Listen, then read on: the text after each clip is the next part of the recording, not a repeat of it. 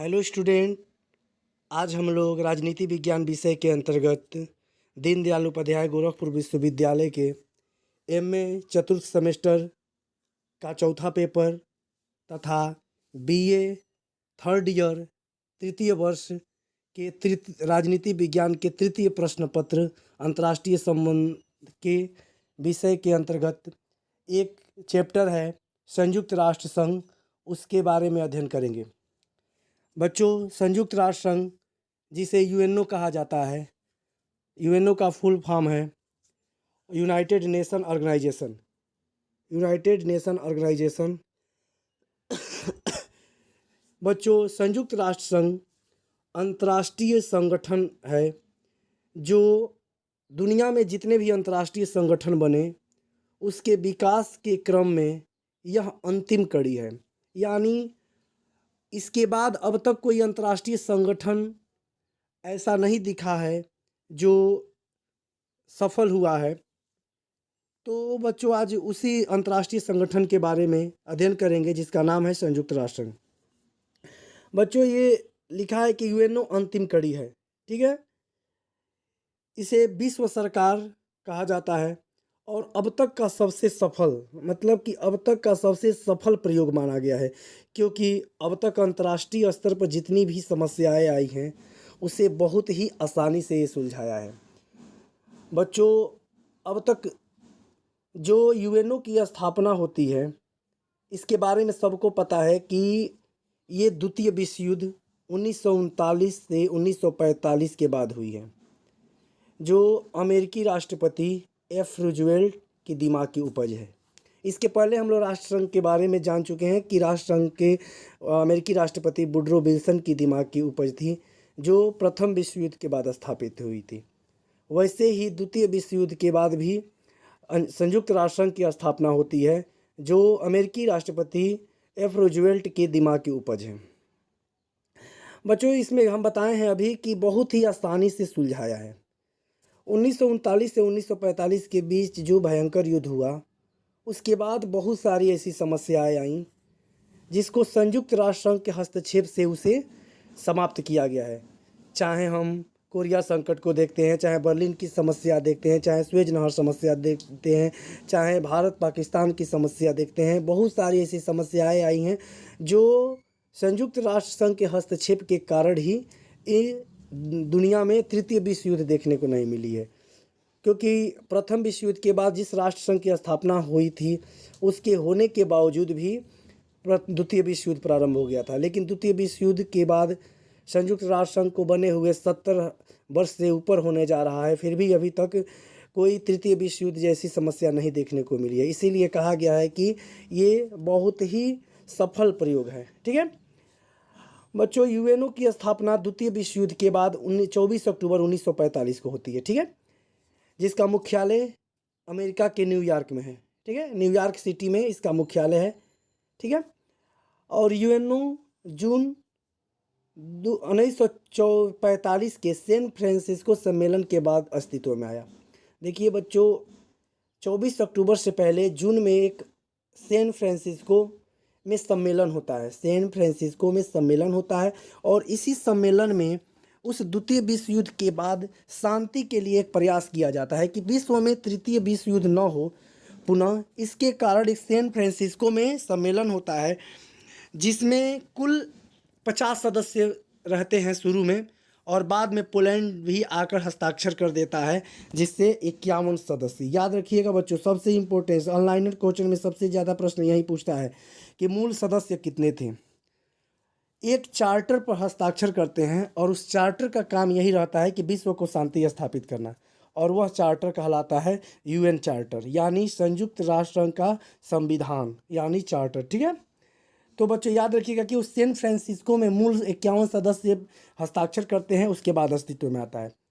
वर्तमान में इसकी सदस्य संख्या 193 है और अंतिम सदस्य दक्षिण सूडान 2011 में बना है। यानी वर्तमान में संयुक्त राष्ट्र संघ की सदस्य संख्या 193 है और अंतिम सदस्य दक्षिण सूडान है जो 2011 में बना है, ठीक है बच्चों। यूएनओ की पहली बैठक, मतलब यूएनओ का स्थापित होने के बाद उसकी पहली बैठक 10 फरवरी 1946 को लंदन के वेस्टमिनिस्टर हॉल में हुई।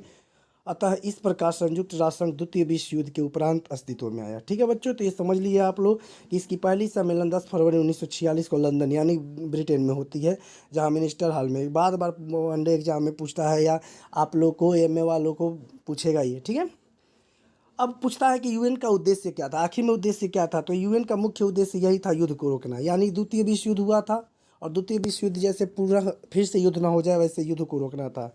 मानवाधिकारों की रक्षा करना, यानी दुनिया में जहाँ जहाँ मानव के ऊपर अत्याचार हो रहा है, क्योंकि उस समय जानते ही हैं कि द्वितीय विश्व युद्ध में हिटलर और मुसोलिनी जैसे शासक तरह तरह के अत्याचार कर रहे थे, वैसे मानव की सुरक्षा के लिए अस्तित्व में आया। सामाजिक और आर्थिक विकास, यानी सामाजिक और आर्थिक विकास के लिए भी अस्तित्व में ये आता है कि सामाजिक और आर्थिक स्थिति लोगों की अच्छी हो, दुनिया में जीवन स्तर को सुधारना, बीमारियों की मुक्ति हेतु, यानी तरह तरह के जब दुनिया में बीमारी आती है उसकी मुक्ति के लिए इलाज की बात करता है। सदस्य राष्ट्र का अंतर्राष्ट्रीय चिंताएं स्मरण करना, मतलब कि दुनिया में कहीं भी अंतर्राष्ट्रीय स्तर पर कोई चिंता हो उसका सामना करना और अंतर्राष्ट्रीय मामलों को संभालने का मौका देना है। ठीक है, इसी उद्देश्य के निभाने के लिए भी जानते हैं कि 1948 में मानवाधिकार की सार्वभौमिक घोषणा ही होती है, इसी की देन है। ठीक है, उसके बाद है संयुक्त राष्ट्र संघ का सिद्धांत। संयुक्त राष्ट्र संघ के सिद्धांत के अंतर्गत उसके संविधान के अनुच्छेद 2 में संयुक्त राष्ट्र संघ का सिद्धांत प्रस्तुत किया गया है, जिसमें यह कहा गया है कि यह अपने सभी सदस्यों की संप्रभुता की समानता पर आधारित है। सभी संप्रभु देश, मतलब सभी संप्रभु, सभी स्वतंत्र संप्रभु देश इसमें सदस्य हैं और इसको मिलजुल कर बनाए हैं। दूसरा है, सभी सदस्य राष्ट्रों को चार्टर के सभी दायित्वों को पूरी निष्ठा से पालन करना है। इसके चार्टर में लिखा गया है कि जितने भी सदस्य देश होंगे ये पूरी निष्ठा से इसका पालन करेंगे, जो कि अंतर्राष्ट्रीय शांति बनी रहे। तीसरा है, सभी सदस्य राष्ट्र द्वारा बिना अंतर्राष्ट्रीय शांति, सुरक्षा और न्याय के खतरे में डाले शांति को अपने अंतर्राष्ट्रीय विवादों का निपटारा शांतिपूर्ण कर लेंगे। ठीक है, शांतिपूर्ण ढंग से, मतलब कि इसका चार्टर यही कहता है कि इसका मूल सिद्धांत यही था कि विश्व में कैसे शांति स्थापित करें, और शांति स्थापित करने के लिए सभी विवादों को निपटारा करने के लिए अस्तित्व में आ जाता है। चौथा है कि सदस्य राष्ट्र को किसी अन्य राज्य के खिलाफ बल के खतरे या उपयोग से बचाना होगा। ठीक है, सबसे इम्पोर्टेंस यही है, क्योंकि जानते ही हैं कि सदस्य राष्ट्र संयुक्त राष्ट्र संघ इसीलिए बनाए ताकि किसी अन्य राज्य के खिलाफ खतरे या उपयोग से बचाना है। ठीक है, कोई दूसरा राष्ट्र किसी पर हमला ना कर दे, इसी से बचाव करना है। और पांचवा है कि सदस्य राष्ट्रों को संयुक्त राष्ट्र संघ के चार्टर के अनुसार होने वाली प्रत्येक कार्रवाई में हर सदस्य सहायता देने को तैयार रहना। इसके सिद्धांत यह कहता है कि भाई संयुक्त राष्ट्र संघ जो है उसकी सभी लोग सहायता करेंगे तभी ये चल पाएगा। ठीक है बच्चों, अब पूछता है कि संयुक्त राष्ट्र संघ के कितने अंग हैं। ठीक है, सभी लोग याद रखिएगा, एमए वाले ट्रिक मारने वाले में याद रखेंगे कि कितने सदस्य संख्या है। तो संयुक्त राष्ट्र संघ के अंगों की संख्या है 6। ठीक है, और संयुक्त राष्ट्र के चार्टर के अनुसार 6 मूल अंग है। इसके मूल अंग अगर पूछता है तो 6, और अन्य अभिकरण बहुत सारे हैं, लेकिन मूल अगर पूछता है तो इस बात को ध्यान रखिएगा कि क्या पूछा है। जो 6 हैं वो है महासभा, सुरक्षा परिषद, आर्थिक और सामाजिक परिषद, न्यास परिषद, अंतर्राष्ट्रीय न्यायालय और सचिवालय। ये 6 मूल अंग हैं जो संयुक्त राष्ट्र संघ के हैं। ठीक है, उसके बाद है, अब एक एक करके हम लोग इसको देख लें कि महासभा। ठीक है बच्चों, महासभा जो संयुक्त राष्ट्र संघ की प्राथमिक कार्य को, महत्वपूर्ण मुद्दे उस पर चर्चा करता है और अंतर्राष्ट्रीय शांति और सुरक्षा बनाए रखने के लिए सिफारिश करना, और इसमें सभी सदस्यों को प्रतिनिधित्व प्राप्त होता है। मतलब कहते हैं कि जनरल सभा है ये। ठीक है, सिफारिश करता है। ठीक है बच्चों, भले ही इसके सभी सदस्य, इसमें देखिए इसमें 5-5 सदस्य देश भेजते हैं, मतलब भले ही प्रतिनिधि इसमें 5 शामिल होते हैं, परंतु वोट एक ही प्राप्त होता है किसी भी देश को, चाहे वो देश धनी हो या गरीब हो, चाहे वो पूंजीपति हो या कोई एकदम पुअर देश हो, उसको एक ही मत मिलेगा। चाहे अमेरिका हो चाहे भूटान हो, एक एग्जाम्पल है, मतलब नेपाल हो, सबको मत एक ही मिलेगा, भले ही 5 मेंबर्स इसमें रहते हैं। और शांति के लिए एकता प्रस्ताव, इसमें जाने सबसे प्रसिद्ध शांति के लिए एकता प्रस्ताव 1950 में यहीं पर लाया गया था, जो कोरिया संकट के समय आया था। ठीक है, वर्तमान में इसके अध्यक्ष साबा कुरैशी हैं जो हंगरी के हैं, साबा कुरैशी। तो याद रखिएगा, टिक मारने वाले में आप लोग का प्रश्न पूछता है कि वर्तमान में इसके अध्यक्ष कौन हैं, तो साबा कुरैशी हैं। दूसरा महत्वपूर्ण अंग है सुरक्षा परिषद। ठीक है। सबसे अगर कहा जाए संयुक्त राष्ट्र संघ का सबसे शक्तिशाली सदन या अंग तो वही है सुरक्षा परिषद, क्योंकि संयुक्त राष्ट्र संघ सुरक्षा परिषद का महत्वपूर्ण अंग है, जिसकी प्राथमिक जिम्मेदारी संयुक्त राष्ट्र संघ के चार्टर के तहत अंतर्राष्ट्रीय शांति और सुरक्षा बनाए रखना। दुनिया में अंतर्राष्ट्रीय शांति आजकल देख रहे हैं कि नाटो के सदस्यता को लेकर यूक्रेन में संकट आया है, उसमें देख रहे होंगे कि सुरक्षा परिषद सबसे सक्रिय भूमिका निभा रहा है, तरह तरह का प्रयास कर रहा है कि इस युद्ध को रोका जाए और कैसे भी यूक्रेन को बचाया जाए। इसी के तहत अंतर्राष्ट्रीय शांति और सुरक्षा बनाए रखना है, इसकी पूरी जिम्मेदारी है। इसके 15 सदस्य होते हैं कुल, याद रखिएगा बच्चों कि कितने सदस्य होते हैं, तो 15 सदस्य होते हैं, जिसमें से 5 अस्थाई और 10 गैर अस्थाई सदस्य हैं जो 2 साल के लिए महासभा द्वारा निर्वाचित होते हैं। ये 5 अस्थाई सदस्य ये हमेशा के लिए होते हैं। ये 5 अस्थाई सदस्यों का नाम याद रखिएगा, जो है संयुक्त राज्य अमेरिका, ब्रिटेन, रूस, चीन, फ्रांस। ये 5 महाशक्तियाँ हैं, मतलब कि कहें तो ये पाँचों शक्तियाँ मित्र राष्ट्र के रूप में द्वितीय विश्व युद्ध में लड़ी थी, और पाँचों के पाँचों के पास वीटो पावर है। वीटो पावर सबसे बात यही आता है, बार बार पूछता है कि इसमें से 4 ऑप्शन रहेगा, उसमें से पूछ देगा कि किसके पास वीटो पावर है, या कौन इसमें से मित्र राष्ट्र के है, या जो सुरक्षा परिषद है दुनिया की सबसे शक्तिशाली सदन, उसके कौन सा इसमें से मेंबर है। तो याद रखिएगा, इसी पाँचों का नाम याद रखिएगा, ठीक है बच्चों। उसके बाद है आर्थिक सामाजिक परिषद। देखिए बच्चे, सबसे बड़ी समस्या होती है आर्थिक और सामाजिक परिषद की। अर्थ और समाज ये दोनों की है समन्वय नीति। ये क्या है कि आर्थिक और सामाजिक परिषद जो करती है समन्वय नीति, समीक्षा, नीति वार्ता और आर्थिक, सामाजिक और पर्यावरणीय मुद्दों पर सिफारिश के साथ साथ अंतर्राष्ट्रीय रूप से सहमत विकास लक्ष्यों को करने के लिए प्रमुख निकाय है, ठीक है। मतलब कि आर्थिक और सामाजिक परिषद का काम यही है कि अंतर्राष्ट्रीय स्तर पर समाज को प्रभावित करने वाले, अर्थ को प्रभावित करने वाले जो अंतर्राष्ट्रीय स्तर पर है, इन्हीं की समस्या का समाधान करने के लिए अस्तित्व में आती है। और यह आर्थिक, सामाजिक और पर्यावरणीय क्षेत्र में संयुक्त राष्ट्र संघ प्रणाली और इसकी विशेष एजेंसियों गतिविधियों के लिए एक केंद्रीय तंत्र के रूप में कार्य करती है। मतलब अंतर्राष्ट्रीय स्तर पर पर्यावरण के क्षेत्र में या आर्थिक और सामाजिक स्तर के क्षेत्र में जो समाज और अर्थ को दोनों को प्रभावित करता है, इसके केंद्रीय तंत्र के रूप में कार्य करती है तथा इसकी सहायता और विशेषज्ञ निकाय को देखरेख करता है, ठीक है। इसमें 3 वर्ष की अवधि के लिए महासभा द्वारा 54 सदस्य निर्वाचित होते हैं। याद रखिएगा, पूछता है कि न्याय परिषद में कितने सदस्य हैं, तो 54 सदस्य हैं आर्थिक और सामाजिक परिषद में, जो महासभा द्वारा निर्वाचित होते हैं प्रत्येक 3 वर्ष के लिए। और यह सतत विकास पर बहस और नई सोच के लिए संयुक्त राष्ट्र की केंद्रीय मंच है। यानी दुनिया में कोई नया चीज़ तैयार करना है तो यहीं से तैयार होता है, यानी नई सोच है एक संयुक्त राष्ट्र संघ की, ठीक है बच्चों। उसके बाद है न्यास परिषद। सबसे महत्वपूर्ण प्रश्न न्यास परिषद, सबसे कंफ्यूजिंग होता है कि आखिर में है क्या। देखिए बच्चे, द्वितीय विश्व युद्ध के बाद, जब द्वितीय विश्व युद्ध था 1939 से 1945 के बाद, इसके पहले एशिया, दक्षिणी अफ्रीका और लैटिन अमेरिका के विशाल उपखंडों पर यूरोपीय देशों ने उपनिवेश स्थापित कर रखा था। सबको पता है, जैसे भारत में ब्रिटेन का उपनिवेश था, वैसे ही दुनिया में द्वितीय विश्व युद्ध के पहले बहुत सारे जो ये यूरोप के देश थे, ये अपना पूरा उपनिवेश स्थापित किए थे एशिया में, दक्षिणी अफ्रीका में, लैटिन अमेरिका में। लेकिन द्वितीय विश्व युद्ध के बाद ये देश स्वतंत्र हो गए। द्वितीय विश्व युद्ध समाप्त होता है, जैसे भारत ही 1947 में आज़ाद हो जाता है, वैसे ही दुनिया के बहुत सारे देश ये आज़ाद हो गए।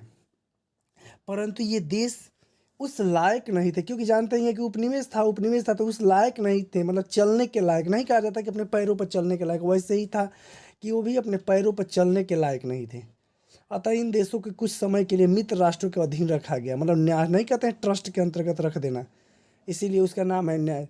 तो क्या किया गया कि इन 9 स्वतंत्र देशों को, जो अभी उस लायक नहीं थे कि अपने देश को चला ले, उसी लिए क्या कर दिया गया, इन 9 स्वतंत्र देशों को मित्र राष्ट्रों के अधीन तब तक के लिए रख दिया गया जब तक कि अपना वो खुद अपने पैर पर खड़ा होकर चलने न लग जाए। मतलब कि अपनी शासन प्रणाली अच्छा से जब तक चलाने न लगे जाए तब तक के लिए मित्र राष्ट्र को, इसीलिए उसको कहा गया न्यास परिषद।